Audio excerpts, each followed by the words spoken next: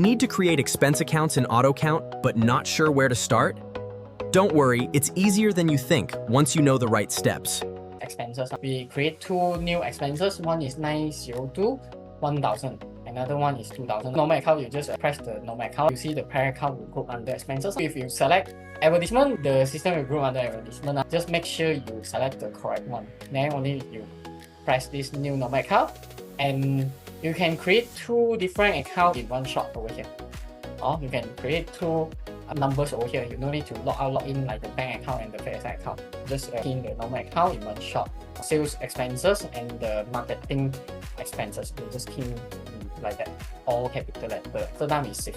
Over here, I give you extra exercise not in our tutorial book. So I explain this is grandmother account and the mother account, and you can put also children account. Example, telephone charges. You can put children account over here. Example, this is 909.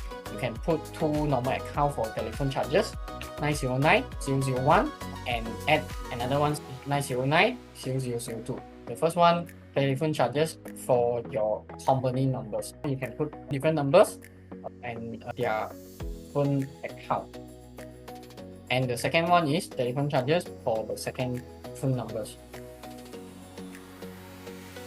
This will help for report analysis purpose. For our system, we can show you in the mother account level or the children account level. We can show you different kind of reports. If you key in more details, later do analysis is more easy. You don't need to fit all your documents one by one to check the analysis. This phone number, how much this year we already spent. No need. If you can break down the child account in early before you start keying all these account transactions. That's why child account is the first step. You need to break down and then check. Example, like the water, you want to break down the different address number.